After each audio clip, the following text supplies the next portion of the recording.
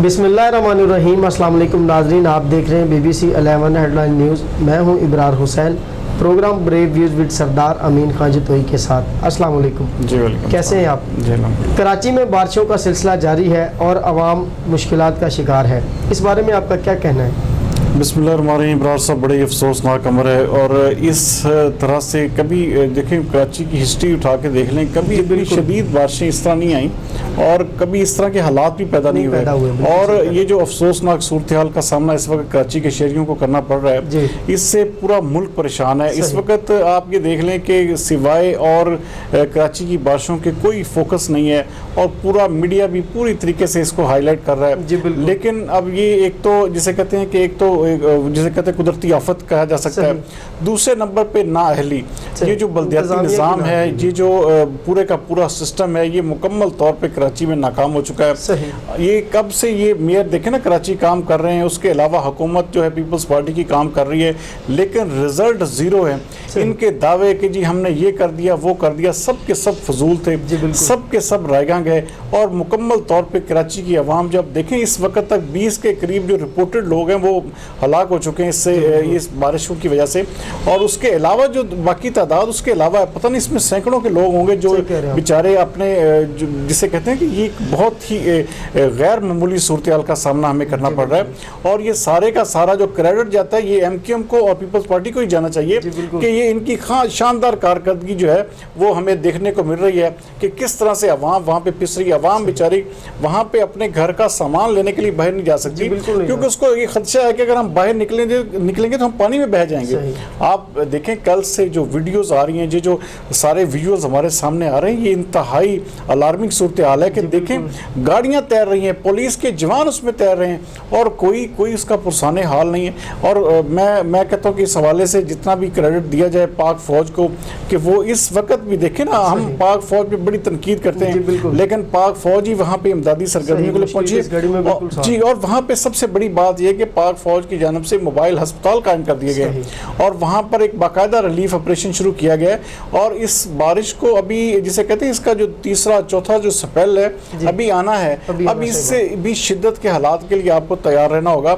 लेकिन ये एक इंतहाई अफसोसनाक अमर है कि कराची पूरे को डुबो के रख दिया और सिर्फ इनकी नाअहली ने, अकरबा परवरियों ने और गलत फैसलों ने।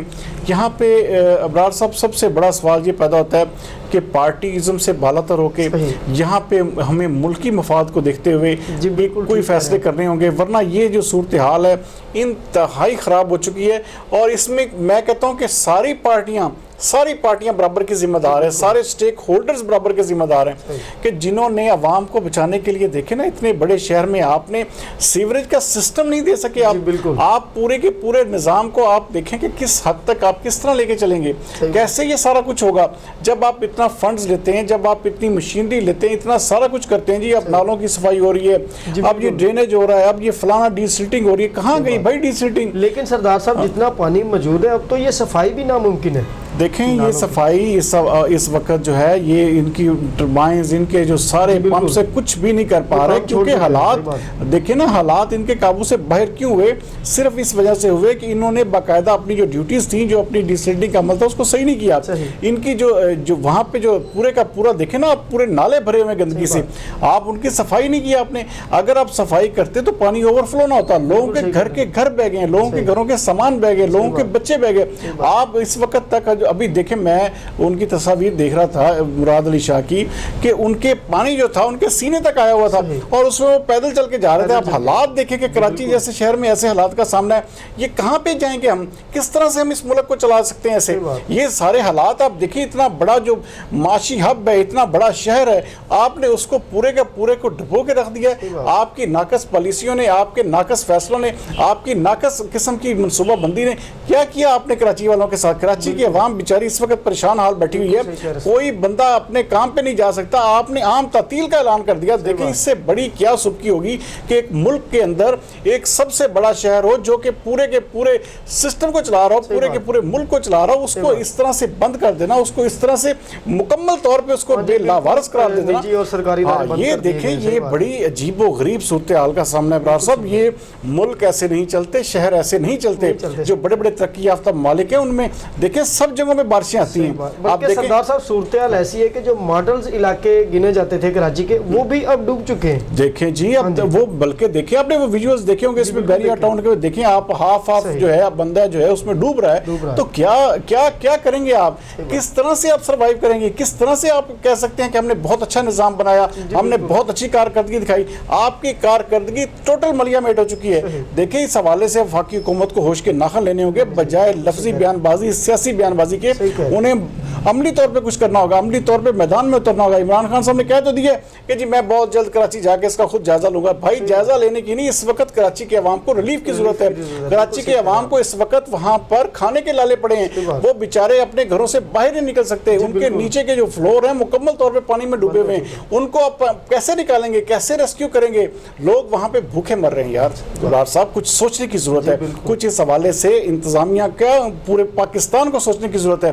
جس طرح سے یہ حکومتوں نے, جس طرح کی یہ پارٹیوں نے یہ حالات پیدا کر دیے ہیں, یہ میرے خیال کے مطابق اگلے اگر چند روز ایسے صورتحال برقرار رہی تو وہاں پہ بہت بڑا سانحہ جنم لے سکتا ہے. لوگ اپنے دیکھیں نا, آپ اپنے کوئی ایک جگہ سے دوسری جگہ سفر نہیں کر سکتے, آپ کوئی دوائی لینے نہیں جا سکتے, آپ کوئی گھر کا راشن نہیں لے سکتے, اشیاء جو آپ ادھر سے ادھر بالکل نہیں لے جا سکتے. بالکل دیکھیں جی سسٹم بند ہو گیا, تو پانی پانی ہے. آپ دیکھیں ہمارے پورے کے پورے نظام کو تہبالا. یہ تو وہ حال ہو گیا کہ جیسے ایسا تو جنگوں میں نہیں ہوتا.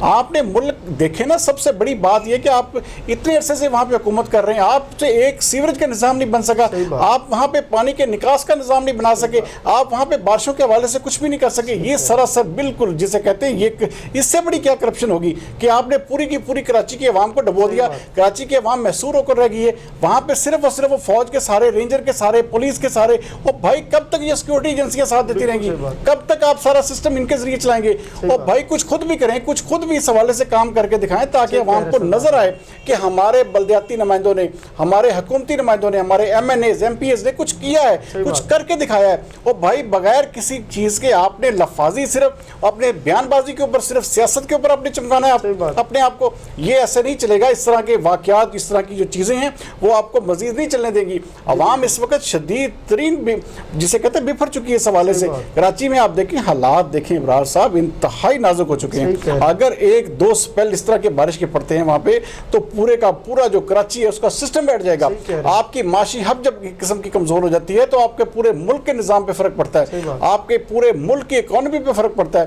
تو کیسے یہ ساری چیزوں کو لے کے چلیں گے؟ یہ بہت دہناک اور بڑی خطرناک صورتحال ہے. اس کے اوپر مل بیٹھ کے سوچنا ہوگا سارے سٹیک ہولڈرز کو, اس کو دیکھنا ہوگا کہ کیسے کس طرح سے سارے نظام کو ٹھیک کیا جائے اور کیسے اس کراچی کو جو ہے دوبارہ دیکھیں. یہ جو وقت آنا تھا یہ آ چکا.